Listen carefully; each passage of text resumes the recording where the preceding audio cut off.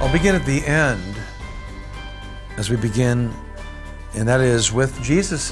In verse 14 of Matthew 22, he said, "Many are called, few are chosen." The calling he's referring to is that God's people are to carry the gospel into the highways and byways. The reason for that, the gospel going to the Gentile nations, was because of Israel's rejection of Christ's overtures in his earthly ministry.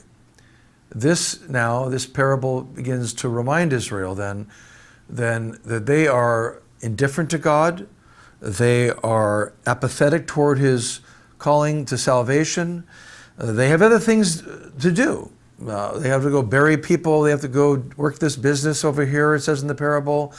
They have other things more of a concern to them than God's kingdom and doing God's will. So the king sends out others to invite those less fortunate, the lame, the maimed, others that would be unfit sacrifices if they were to be offered in the temple.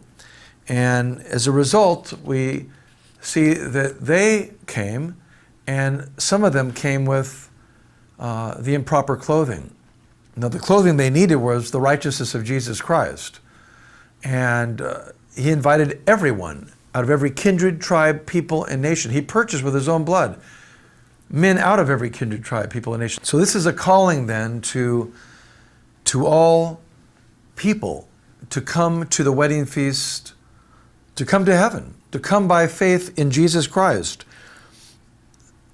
In Acts 17, Paul on Mars Hill, in Acts 17, 32 to 34, we read there that there were three responses to Paul's preaching.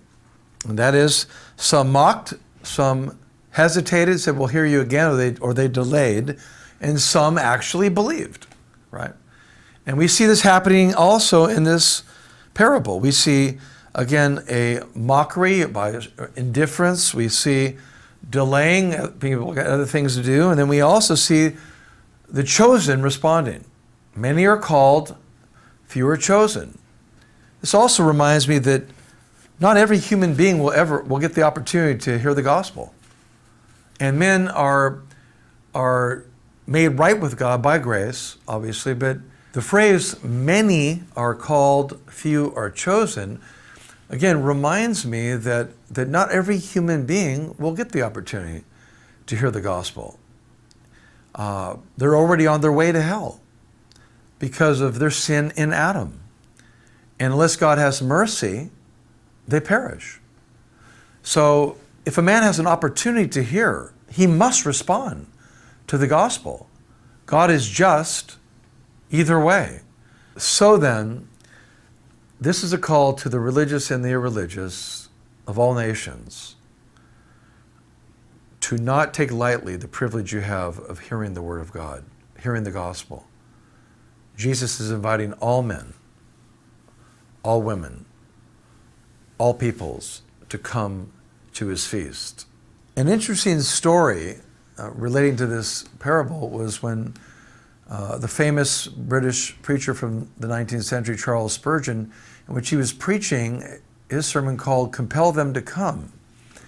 It was a powerful message, maybe one of the greatest he'd ever preached, and the greatest amount of souls that were saved from that message. But one of the most profound stories about that was that tract, that penny pulpit that was printed through his ministry, was used with British soldiers in a battle in North Africa.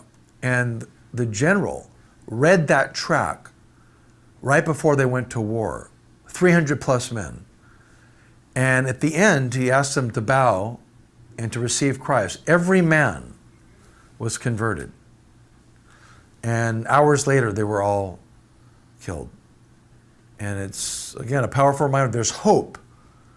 And right now, you're being compelled to come in to the kingdom. So respond to opportunity.